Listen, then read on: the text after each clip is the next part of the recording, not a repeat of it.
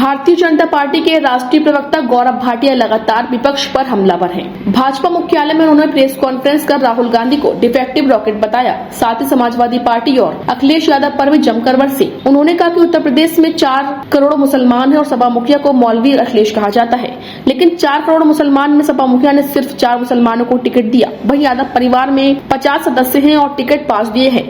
गौरव भाटिया ने आगे कहा कि समाजवादी पार्टी के गठन से लेकर अब तक जो पार्टी यादव परिवार के बाहर का अध्यक्ष नहीं दे पाई, जिस पार्टी को अध्यक्ष के लिए यादव परिवार के बाहर का कोई योग्य नहीं मिला, वो पार्टी किसका क्या हित करेगी। वहीं वोट जिहाद को लेकर भी गौरव भाटिया ने विपक्ष को आड़े हाथे लेते हुए कहा कि जब बात वोट जिहाद की हो और अखिलेश उसे सही ठहराए तो ये साफ हो जाता है कि बोला किसी नेत्री ने हो, लेकिन सोच जहरीली अखिलेश यादव की है, क्योंकि समाजवादी पार्टी में अखिलेश की सहमति के बिना एक पत्ता नहीं हिल सकता। इसके अलावा उन्होंने कहा कि अखिलेश यादव लगातार पीडीए का राग अलाप रहे हैं, लेकिन जनता से पूछा पीडीए क्या है तो पी का मतलब प्रहार, डी का मतलब धर्म और ए का मतलब आस्था। इसका मतलब है प्रहार करो धर्म और आस्था पर।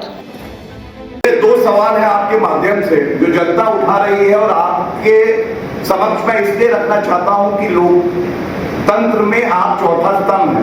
पहला, हमने देखा जात के नाम पे ये बांटते हैं। जगह जगह दौरे पे जब हम जाते हैं तो एक सवाल जनता पूछती है, वो कहती है हम भारतीय जनता पार्टी के साथ। क्यों?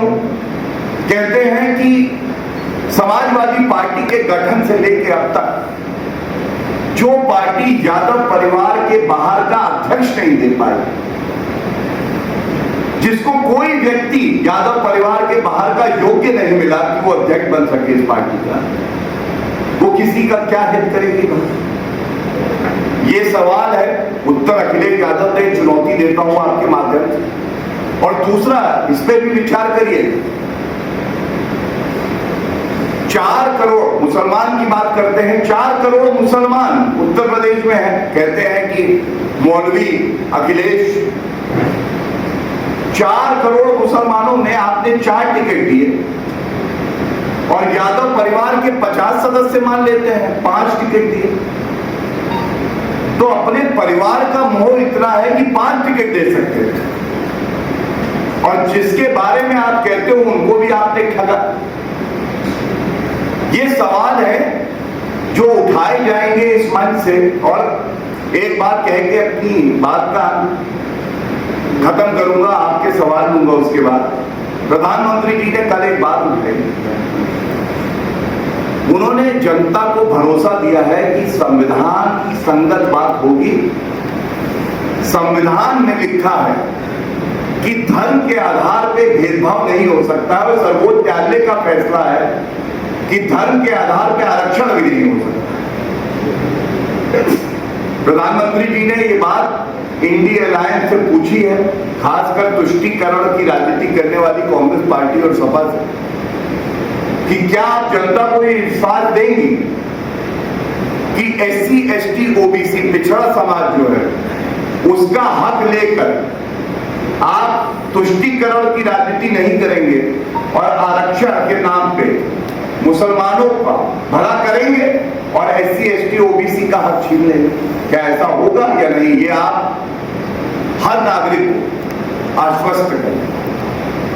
और जहां जहां कांग्रेस की सरकारें हैं, कर्नाटका से तो मैं होके आया, वहां पर जो गैर संवैधानिक था उसको पलट दिया जब भाजपा की सरकार थी। जब कांग्रेस की सरकार आई तो वापस वो धर्म के आधार पे आरक्षण ले। आज सवाल ये व्यापक है कि जो संविधान के रक्षक होने चाहिए थे वो संविधान के भक्षक कैसे हो गए, संविधान को तार-तार क्यों कर रहे हैं। और ये कुछ प्रमुख बिंदु मैंने आपके समक्ष रखे। जब वोट जिहाद की बात हो, अखिलेश यादव उसे ठीक ठहराए तो ये स्पष्ट हो जाता है, नेत्री ने बोला है लेकिन सोच जहरीली अखिलेश यादव की। उनकी सहमति के बिना सपा में पत्ता नहीं हिलता है, तो ये बयान कैसे आया और जिसको अखिलेश यादव ने ठीक ठहराया। दूसरी बात, पीडीए कर रहे थे तो जनता आप कह रही है पीडीए क्या है? पीडीए है प्रहार, धर्म और आस्था।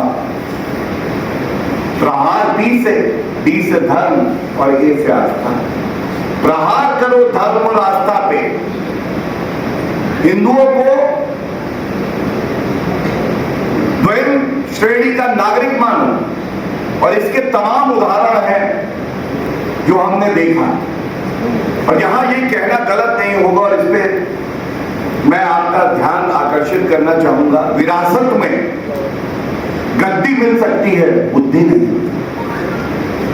और ये बात मैं क्यों कहता हूं, मैं आपको उदाहरण के तौर पे बताता हूं। आदरणीय प्रधानमंत्री श्री नरेंद्र मोदी जी 22 साल से संवैधानिक पद पे हैं, मुख्यमंत्री, और 10 साल से प्रधानमंत्री। उनको कोई उपनाम नहीं मिला था, अपनी मेहनत से, अपनी निष्ठा, लगन से, ईमानदारी से वो बार बार चुनाव जीते, जनता का आशीर्वाद प्राप्त किया। योगी आदित्यनाथ जी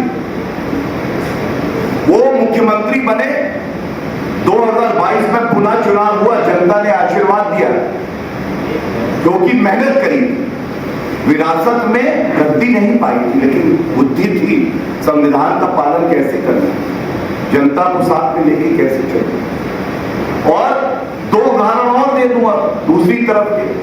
कांग्रेस पार्टी, राहुल गांधी कहते थे कि अमेठी हमारा गढ़ है, गढ़ में हार गए। 80 सीटों पे 1 सीट पे आ गए कांग्रेस उत्तर प्रदेश में। दूसरा उदाहरण अखिलेश यादव का, मुलायम सिंह यादव जी ने गद्दी पे तो बैठा दिया 2012 में, 2017 में रिपोर्ट कार्ड आना था आधे मुख्यमंत्री का, आधे मुख्यमंत्री का रिपोर्ट कार्ड आया, जनता ने लिखा फेल, पुनः मुख्यमंत्री नहीं बना। क्यों?